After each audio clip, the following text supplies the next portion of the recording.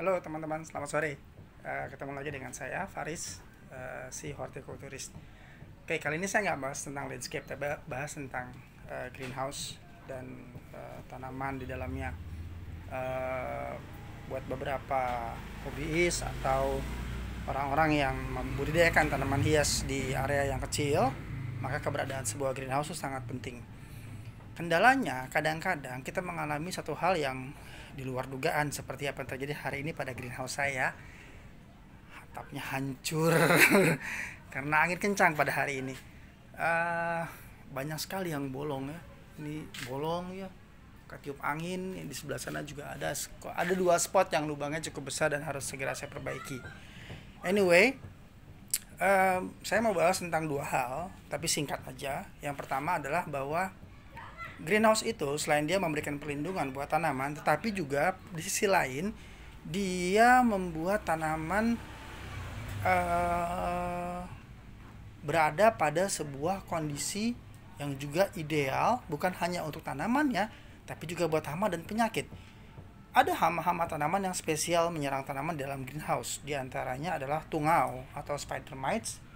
Kemudian satu lagi trips. Itu hamanya adalah hama mikroskopis, kecil sekali. Kalau kita mau lihat tuh harus pakai kaca pembesar baru kelihatan jelas bentuknya seperti apa.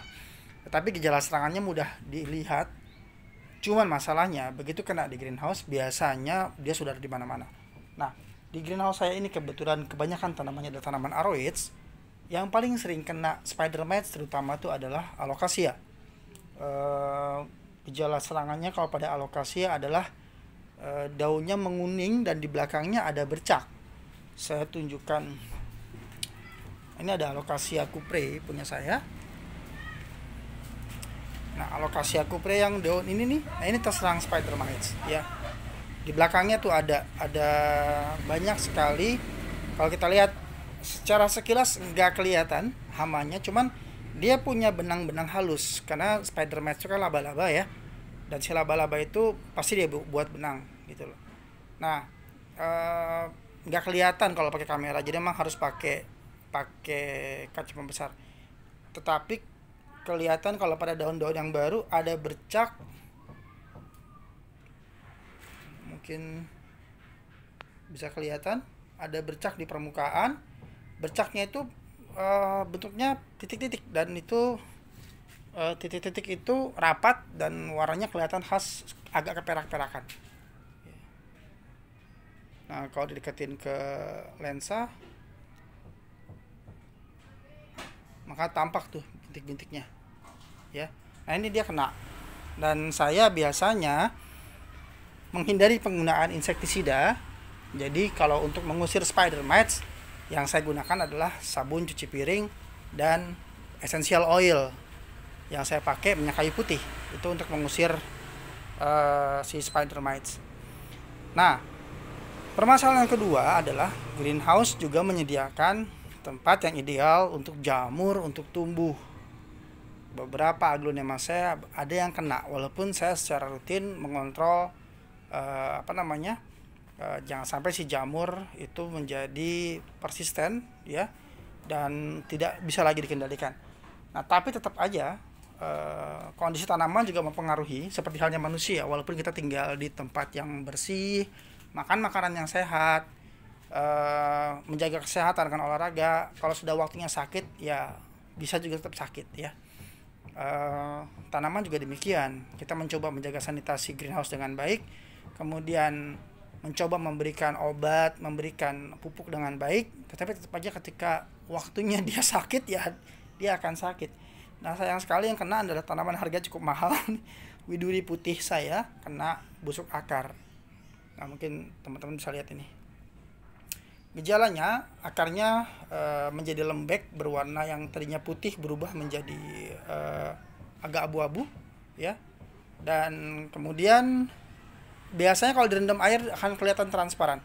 Nah, ini akar widuri putih yang kena. Tadinya akarnya cukup banyak, tapi kemudian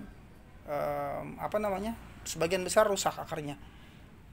Yang tampak mungkin di bagian ini ya, batangnya menjadi agak merah, kemudian akar yang ini kelihatan ya, walaupun di kamera mungkin tidak terlalu fokus, tapi warnanya berubah dan menunjukkan gejala tidak sehat. Begitupun akar di bawahnya, demikian menunjukkan gejala tidak sehat. Nah, ini mau nggak mau harus diobati menggunakan fungisida, dan kita harus ganti sementara media tanamnya. Jadi ini yang akan saya kerjakan dengan si widuri putih inilah. Saya keluarkan dulu dari pot, saya cuci bersih ya, kemudian dicuci menggunakan sabun, kita akan keringkan sebentar, baru kemudian ditanam lagi menggunakan media yang baru dan disiram fungisida. Jamur yang menyebabkan ini itu fusarium. Jamur fusarium itu biasanya memang suka menyerang bagian pangkal batang tanaman dan bagian perakaran, dan seringkali teman-teman mungkin melihat gejalanya sudah terlambat. Dan yang berbahaya adalah jika ada infeksi sekunder yang ikut masuk, diantaranya bakteri Erwinia carotophora. Ciri khasnya bau ya, biasanya adalah busuk basah, dan kalau dicium ada bau yang sangat khas, itu baunya Erwinia, mirip baunya sampah. Kemudian jamur yang lain juga bisa ikut menyerang ketika misalkan sudah ada infeksi seperti ini. Nah, yang lebih diperparah adalah jika kemudian si tanaman juga mengalami gejala defisiensi unsur hara. Yang paling sering kena pada tanaman aglonema itu dan aroids adalah boron, zinc, ya, boron dan seng. Itu dua unsur hara itu jika tanaman aglonema kena, maka gejalanya adalah yang namanya red spot. Di red spot itu gejala awal pada kekurangan, bukan gejala awal sebetulnya, itu gejala sudah lanjut, kekurangan boron, dan akibat dari itu dia sangat mudah kena penyakit. Dulu pun saya salah memahami, saya kira red spot itu disebabkan oleh jamur atau bakteri directly oleh mereka. Ternyata saya salah, itu sebabnya adalah kekurangan unsur hara mikro ya. Memang sih biasanya jika kemudian kena red spot, ujung-ujungnya kena jamur, karena begitu dia kekurangan zinc dan kekurangan boron, tanaman jadi sangat lemah dan sangat mudah terserang penyakit. Artinya kalau tanaman kena red spot dan kena busuk tadi, penyembuhan dengan fungisida atau bakterisida saja tidak cukup. Saya menyarankan menggunakan fungisida yang juga memiliki tambahan unsur hara zinc plus misalkan. Ada bahan aktifnya propinep, silakan bisa googling sendiri. Fungisida apa yang berbahan aktif propinep. Kalau saya sebut mereknya ntar saya dikira jualan kan. Kemudian saya juga biasa menggunakan fungisida menggunakan bahan aktifnya tembaga oksisulfat ya. Silakan juga dicari, banyak kok merek dagangnya. Satu lagi saya menggunakan bakterisida yang berbahan aktifnya bukan antibiotik ya. Dan itu selama ini cukup membantu. Nah, cuman memang tetap aja walaupun itu dikontrol secara rutin, tetap yang kasus seperti widuri putih itu kejadian gitu kan. Untungnya nggak banyak. Dulu ketika saya masih belum begitu masih belum begitu paham tentang aglonema, saya seringkali hanya menduga bahwa penyakit itu sebabnya hanyalah karena jamur atau bakteri gitu. Saya lupa bahwa waktu saya kuliah saya pernah belajar juga bahwa kekurangan unsur hara mikro dapat menyebabkan tanaman terserang penyakit atau menunjukkan gejala serangan penyakit. Contohnya misalkan kalau pada tomat ada penyakit namanya blossom end rot, busuk pada ujung buah. Nah, itu disebabkan oleh kekurangan kalsium gitu. Sebab dari kekurangan kalsium adalah karena pH-nya terlalu rendah. Itu mau diobatin pakai fungisida sebanyak apapun nggak akan sembuh gitu ya. Karena penyebabnya adalah kekurangan kalsium. Beberapa tanaman juga mengalami gejala demikian. Saya pernah posting sebuah video tentang gejala kekurangan unsur hara kalsium dan boron pada pucuk aglonema yang kemudian bentuknya menjadi malformasi.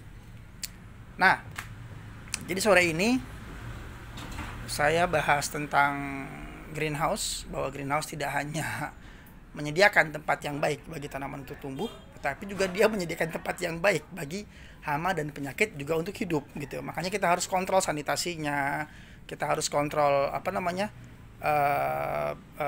kebersihannya, kita harus kontrol juga kesehatan tanamannya, dan secara rutin diberikan obat-obatan yang membuat mereka lebih oke tumbuhnya. Dan kemudian kalau ada yang kena penyakit ya harus lakukan tindakan kuratif ya. Itu harus segera mungkin disembuhkan. Jika tidak, bisa nyebar ke yang lain-lain gitu ya. Walaupun salah satu ciri bahwa kita memiliki lingkungan yang cukup ideal untuk tanaman tumbuh adalah jika ada satu yang sakit, tidak mudah menyebar ke yang lain. Hanya satu, dia saja yang sakit, maka berarti yang lain dalam keadaan baik. Karena pasti jamur dan bakterinya ada di mana-mana. Ada di mana-mana. Nggak mungkin jamur dan bakteri hanya stay pada pot itu aja. Enggak. Dia pasti nyebar kemana-mana. Jadi, jangan kemudian hanya berpikir bahwa oh dia aja yang sakit, maka cuma dia yang bermasalah. Kemudian yang lain nggak kita perhatikan. Nggak, kita juga harus pasang mata ke yang lain-lain. Cuman juga jangan kemudian jadi overreaktif ya. Semuanya membabi buta disemprot dengan fungisida dan bakterisida. Enggak. Kita kontrol aja, tetap aja lakukan, diberikan pengobatan rutin yang setiap minggu atau setiap 2 minggu dikerjakan.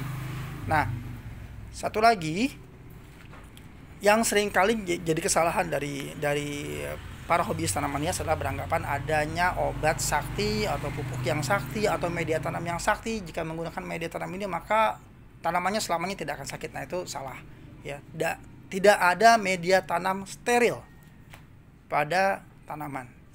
Bahkan sesteril media tanam untuk kultur jaringan pun yang disterilisasi berkali-kali, bahkan sampai dikukus menggunakan autoklaf berjam-jam, yang botolnya pun disteril menggunakan autoklaf, yang alat kerjanya semua disteril menggunakan pembakaran dan lain-lain, dikerjakan dalam laboratorium yang sangat-sangat bersih, tetap aja dalam botol kultur jaringannya ada yang kena kontaminasi. Itu ya hal yang paling gampang dilihat. Jadi nggak ada media steril ya, nggak ada. Tapi media harus bersih, media harus well sanitized, artinya dia bisa dibersihkan, dia harus dikontrol kebersihannya, dan harus dikontrol lingkungannya agar pertumbuhan tanamannya tetap bisa tumbuh dengan baik, dan gangguan dari hama dan penyakit itu bisa dilawan oleh si tanaman. Kita menyediakan unsur hara yang dibutuhkan oleh mereka untuk mereka melawan hama penyakit tersebut. Kurang lebih sama dengan manusia. Ketika manusia sakit ya, kita ke dokter tidak pernah memberikan jaminan sembuh, tapi dokter memberikan jasa ya, memberikan konsul apa yang harus kita makan, makanannya apa, pantangannya apa, obatnya apa, kemudian diserahkan pada kita sendiri dan tubuh kita untuk melawan penyakit tersebut gitu. Oke, mungkin sore ini itu dulu yang kita bahas ya. Silakan komen kalau ada pertanyaan, saya akan jawab. Dan untuk video berikutnya saya akan mungkin nanti akan tampilkan bagaimana caranya mencampur sebuah fungisida dengan aman, melarutkan fungisida dengan aman, kemudian bagaimana mengobati tanaman menggunakan metode yang tepat. Ya. Selamat sore teman-teman.